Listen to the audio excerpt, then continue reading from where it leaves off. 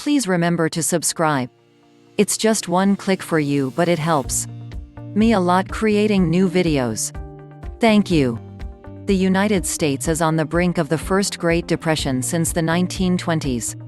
It'll be a total economic collapse next year. It's going to be the greatest depression. A permanent Great Depression. It's wealth reset and middle-class destruction. We are on the brink of a really serious financial and, to some degree, even social and environmental meltdown, increasing income and wealth inequality. The pandemic was the tipping point that took us into an era of joblessness and poverty. Millions of people are jobless, many businesses are bankrupt, and the only winners are the stock markets and the banks. Global central banks are embarking on fresh waves of bond buying. Central banks step up $5.6 trillion bond binge. This is the worst economic crisis in the U.S. Yes, the central bankers are coming for what they left behind in 2008. We are spending trillions the way a drunkard spends his money in a rum shop. Unemployment is at the highest level since the Great Depression. The Fed will prop up the stock exchange with the last drop of the blood. Wall Street and Main Street have different interests. Wall Street represents the big corporations, big tech, and big banks, while Main Street is households, workers, and small businesses. What is good for Wall Street is bad for Main Street. The pandemic to cover up their looting of our entire Earth. It is not the pandemic that will drag us to depression, but the political response will. The way most big firms are going to survive and thrive and achieve the earnings target of Wall Street or the city is by slashing the costs. They will be slashing the labor costs, but your labor costs initially. But the labor costs for the corporations is the labor income and the consumption of the masses. The S&P 500 is going to newer highs because the big corporations are going to become bigger, while millions of small businesses, retail shops, small enterprises are going to go bust. The success of Wall Street is happening at the expense of Main Street. Those who are suffering are the workers, the consumers, the households, and small businesses. While the big corporations are becoming even more powerful, even more of an oligopoly with even more concentration of economic, financial, and of political power. There won't be any small and medium businesses with sole ownership anymore from now on. You need to work for multinational companies that run the government. More like the Indian caste system, of which we have the company elites that rule over us. Secondly comes the security, enforcer, judge, jury, executioner, to keep things in order. Thirdly the workers to provide food for all. Lastly the untouchables, who are the undocumented underground dwellers, a community of their own. Digital currency with expiry dates will be the norm. And unless we change our policies radically, we could end up in not just a greater recession like the one we had in 2020, greater than the global financial crisis. But we have the risk of greater depression, a depression worse than the one we had in the 1930s, and slavery. Welcome back to the Atlantis Report. You are here for your daily dose of the truth, the whole truth, and nothing but the truth. Please take a second to hit the like button, hit the subscribe button, and don't forget to also hit the notification bell. Many of you have asked me where they can buy silver and gold bullion. You will find in the description box the links where you can buy American Silver Eagle, silver bars, or rounds. I highly recommend that you start stacking some silver bullion for the future. American cities are in a downward spiral financially as the economy feels the impact of the pandemic. Even as some jobs return, each week, new jobless claims top 800,000, a historically high number. A stimulus bill that could help is held up in Congress and may not get through until after the election next month. Greed continues to destroy our home, Mother Earth. Wars, bombs, toxic rivers, oceans, and marine life destroyed, tech debris in our hemisphere, forests destroyed. We're moving towards a humanitarian phase, and those who resist it will find it difficult to continue in its path of destruction. We're in the midst of a staggering upheaval, a culling of the precariat, an investment class that prays to its self-sustaining algorithm, a discordant political cloud where isms have lost meaning and where meaning searches for itself. The depression has been on for a long time, at its most. Watching everything happening in the world is like watching an unstoppable train come off the rails towards you. Everything slows down, and while you see it coming, there's no stopping it. It's just a question if you can get out of the way. The 1% who own most of the world is ultimately those to blame. They rigged the system to their own advantage.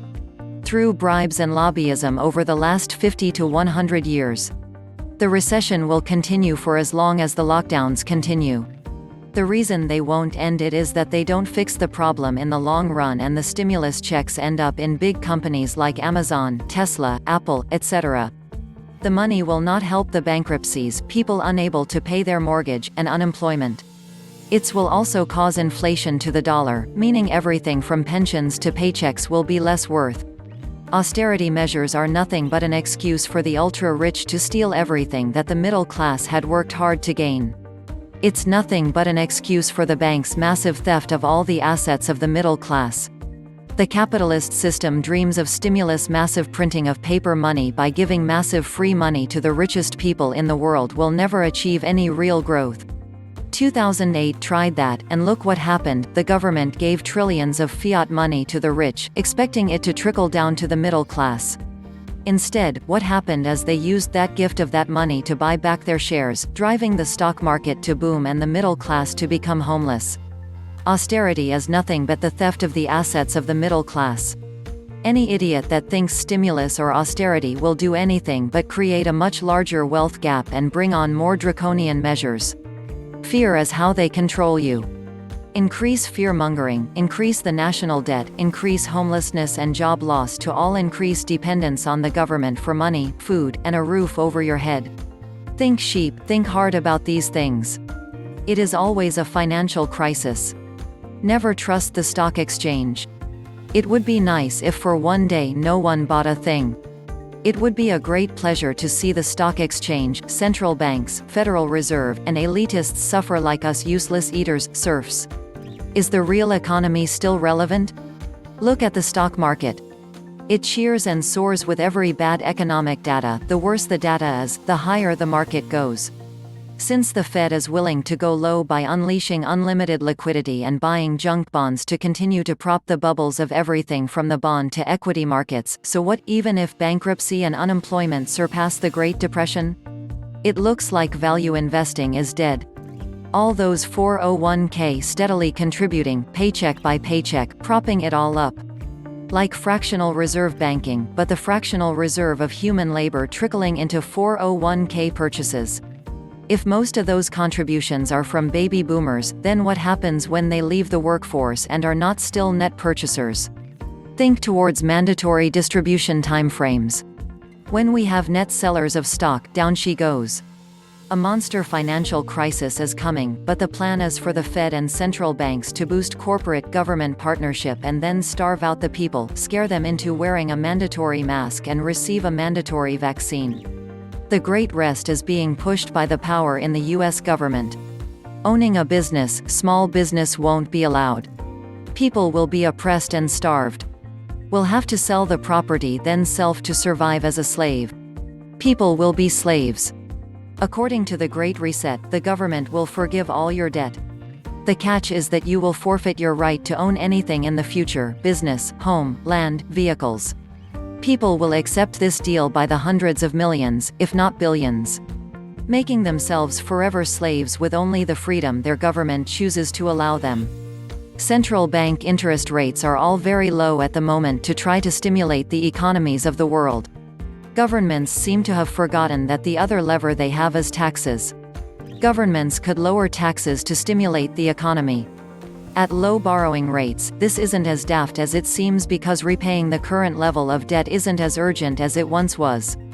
Because the cost of government borrowing is so low, the debts most countries are carrying will not cost them much or anything if the bank rates are less than inflation. Currently, we live in a world where punishing people and companies for being successful is seen as a good and virtuous thing to do. This is done by increasing taxes on everything that a few do-gooders can justify.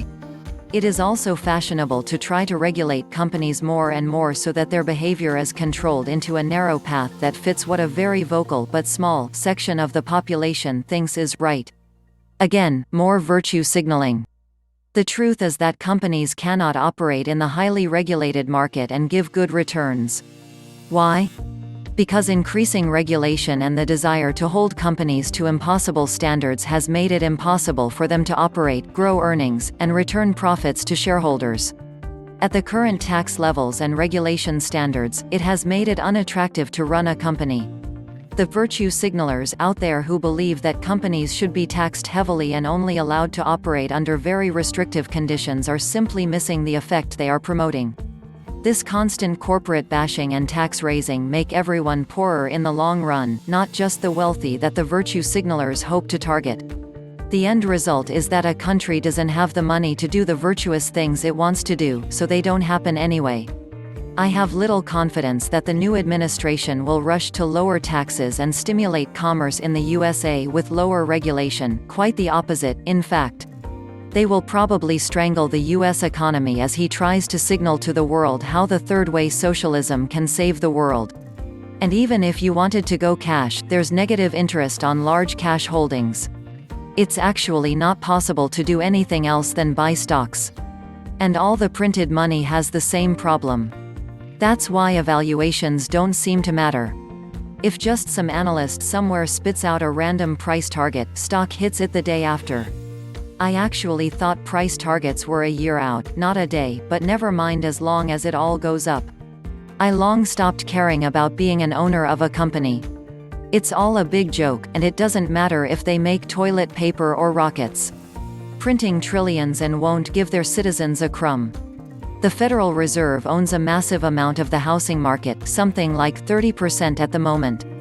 And they have been pumping massive funds into Fortune 500 companies, mutual, and index to prop up this economy. It is entirely fake. According to the Department of Labor, we lost some millions of jobs permanently in the year 2020. Since September and December 1st this year, we have recouped a whopping 9% of the jobs lost due to the shutdowns. They can cheer all they want about having a 33% GDP, which means absolutely nothing if you understand what numbers encompass GDP. We are surfing on an entirely fake market as of right now, with only the federal government propping it up with newly inflated tax dollars. America is more corrupt than Venezuela and Russia put together.